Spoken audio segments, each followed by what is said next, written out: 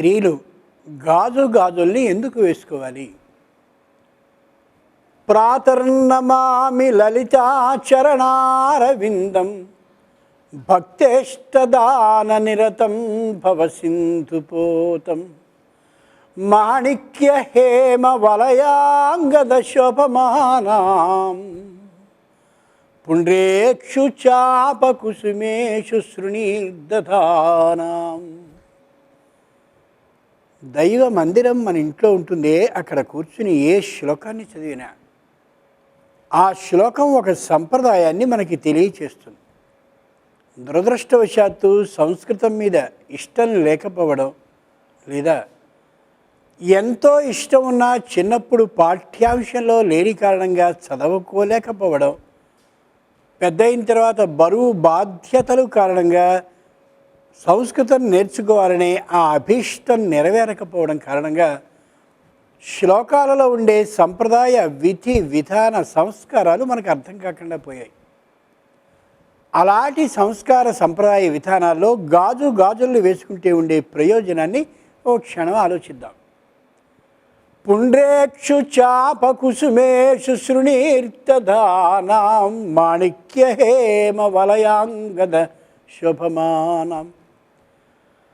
లలితాదేవి యొక్క స్వరూపాన్ని వర్ణిస్తూ చెప్పబడేటటువంటి ఈ శ్లోకంలో అమ్మవారి చేతులకి బంగారపు గాజులు మాణిక్యాలని బిగించినవి ఉన్నాయి అని చెప్తుంది ఈ పాదం. మాణిక్య హేమ వలయాంగద శోభమానం. ఏమిటి బంగారపు గాజులే ఎందుకు ఉండాలి అమ్మవారికి? లోహాల్లో అతి శ్రేష్టమైనది బంగారం కాబట్టా? కాదు. స్త్రీల యొక్క గొప్ప ఆరోగ్యాన్ని దృష్టిలో పెట్టుకున్నటువంటి ఋషులైన వాళ్ళు నియమాన్ని చేశారు. పురుషులకి స్త్రీలకి బంగారు వస్తువుల్ని ధరించడంలో ఒక ప్రత్యేకత, ఒక విధానము ఏర్పాటు చేశారు. స్త్రీలైన వాళ్ళు కుటుంబానికి అతి ముఖ్యమైనటువంటి వాళ్ళని నిర్ణయించుకున్న ప్రాచీనులు ముక్కుకి ప్రత్యేకంగా బంగారపు కాడని గుచ్చి ముక్కు పుడక ఏర్పాటు చేశారు. చెవికి కూడా చెవి తమ్మి లోపలికి బంగారాన్ని గుచ్చి చెవికి దుద్దు విధానాన్ని ఏర్పాటు చేశారు. ఎప్పుడైతే బంగారం శరీరంలో అలా కాడ రూపంగానో లేదా మరో విధంగానో దిగి ఉంటుందో ఆ చుట్టూరా ఉండేటటువంటి మాంసాన్ని శుభ్రపరిచే లక్షణం దానికి ఉంటుంది. అంటే చెవి ఆ కాస్త భాగం, ముక్కు ఈ కాస్త భాగం మాత్రమే కాదు, బంగారం శరీరంలో రక్తంలో అక్కడ ఉండేటటువంటి మాంసంలో కానీ గుచ్చబడి ఉంటే తన శక్తిని శరీరం నిండుగా ప్రవహింపచేస్తున్న కారణంగా స్త్రీలకి రాబోయే అనారోగ్యాల్లో కొన్ని తగ్గే అవకాశం ఉంటుంది. అలా స్త్రీలకి ముక్కు పుడకలని, అదేవిధంగా చెవికి ప్రత్యేకమైనటువంటి దుద్దుల్ని ఏర్పాటు చేశారు ఋషులు, అలాగే పెద్దలు. సంప్రదాయాన్ని కొనసాగిస్తూ కూడా తీసుకొచ్చారు. అమ్మవారి చేతులకి గాజులు ఏర్పాటు చేశారు. పురుషులకైతే కేవలం మెడలో హారాలు వరకే ఉంటాయి. ఎక్కడా శరీరంలో దిగబడే విధానంగా ఆ బంగారపు కాడలు గుచ్చుకునే విధంగా ఉండదు. కొందరు శ్రోత్రియులు మాత్రం దుద్దుల్ని ధరిస్తారు తప్ప స్త్రీలంతటి బాగా ఎక్కువ సంఖ్యలో ధరించే అవకాశం ఉండదు. అయితే పురుషులకి స్త్రీలకి మాత్రం బంగారపు ఆభరణాలని శరీరానికి ధరించే విధానం ఉంది. పురుషులకి లేనిది స్త్రీలకి బంగారపు ఆభరణాల్లో ఉండేది ఈ గాజులు. తన్మే వర్చస ఆయుష ఓ మాట ఉంది. బంగారాన్ని కానీ ధరించినట్టయితే ఆయుష్యం పెరగడమే కాకుండా వర్చస్సు కూడా వస్తుంది అని.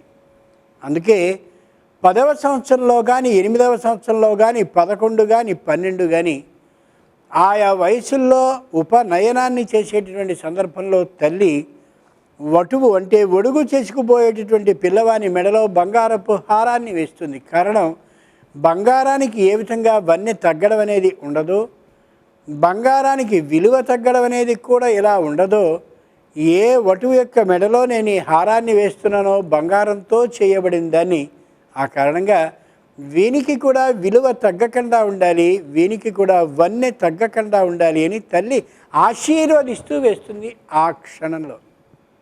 అదేవిధంగా హారాన్ని మెడలో పురుషుడు వేసుకుంటాడు, అదే విధమైన హారాన్ని ఆవిడ వేసుకుంటుంది. అయితే గాజులు అధికంగా వేసుకుంటుంది పురుషుని కంటే వేరుగా స్త్రీ. ఈ గాజులు శరీరానికి తగులుతూ కానీ ఉన్నట్టయితే, అంటే ముఖ్యంగా మణికట్టుకి పైభాగానికి ఇలా తగులుతూ ఉన్నట్టయితే మణికట్టు దగ్గర ఉండేటటువంటి కొన్ని ప్రత్యేకమైనటువంటి నాడుల ఈ ప్రతి స్పర్శ కారణంగా ప్రతి క్షణము ఆ గాజులు తగులుతూ ఉండే కారణంగా సంతానం కలిగే అవకాశం బాగా ఉంటుంది. గుర్తుంచుకోవాలి, గాజుల్ని వేసుకునేటటువంటి స్త్రీలకి సంతాన అవకాశం హెచ్చు. దురదృష్టవశాత్తు కాలం మారిన తర్వాత ఎడం చేతికి గడియారాన్ని, కుడి చేతికి ఏదో మామూలుగా ఉండేటటువంటి లోహమయం అంటే బంగారం కానిది లేదా ఇంకేదో వెర్రి ఏ ప్లాస్టిక్తో ఏదో పెట్టేసేసుకోవడం అనే పద్ధతి చేసినందువల్ల తగినంత బరువు ఈ మణికట్టుకి తగలకపోవడం వల్ల, రెండు మణికట్టులకి తగలకపోవడం వల్ల అసలు లోకంలో ఉండే వాతావరణ కాలుష్యం ద్వారా వచ్చేటటువంటి సాంక్రామిక వ్యాధుల కంటే సంతానం కలగకపోవడం అనే కొత్తదైనటువంటి ఒక వ్యాధి శరీరంలో ప్రవేశిస్తోంది స్త్రీలకు.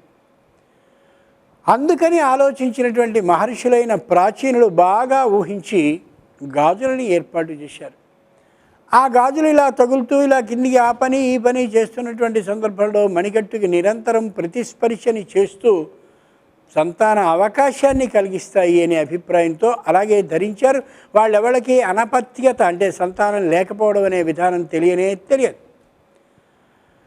ఈ బంగారపు గాజులతో పాటు ఓ 4 గాజుల్ని కూడా ఏర్పాటు చేస్తారు. గుర్తుంచుకోవాలి, ఊరికే వేసుకుంటే గాజులు లేదా బంగారపు గాజులు కాదు. బంగారపు గాజులు రెంటినీ ధరించే విధానం. ఎందుకు ఈ విధంగా ఏర్పాటు చేసేవారు? పురుషుడు స్త్రీ అనేటటువంటి ఇద్దరిలో నాజూకుగా ఉండేటటువంటి శరీరం, సున్నితంగా ఉండే శరీరం, మృదుత్వంతో ఉండేటటువంటి శరీరం స్త్రీది.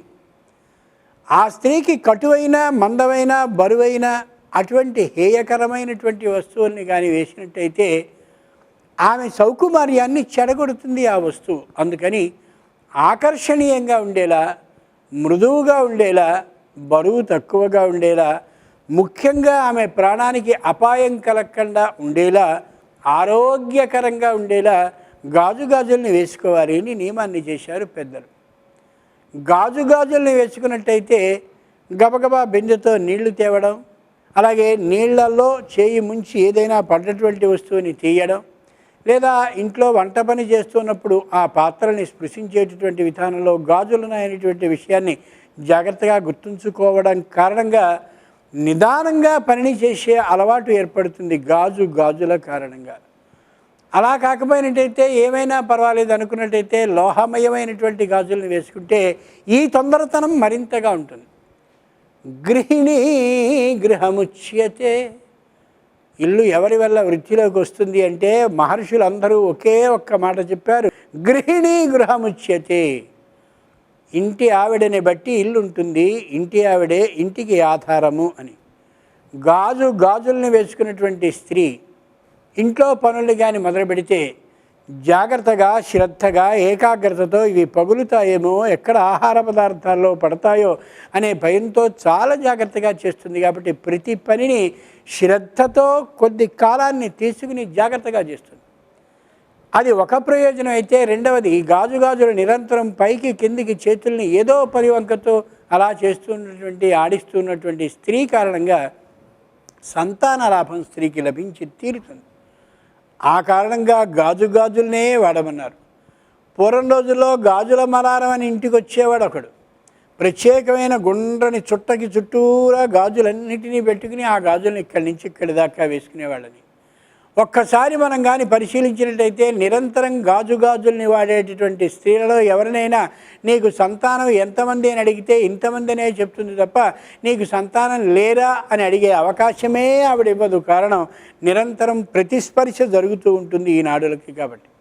కాబట్టి గాజుల్ని వేసుకున్నట్టయితే తేలికగా ఉంటాయి, పనిలో ఏకాగ్రత లభిస్తుంది, జాగ్రత్తగా ఏ విధమైన ఆందోళన లేకుండానూ చేయాలని అనిపిస్తుంది. విశేషించి సంతాన లాభం కూడా కలుగుతుంది స్త్రీలకి. ఈ విషయాన్ని గమనించుకోగలగాలి.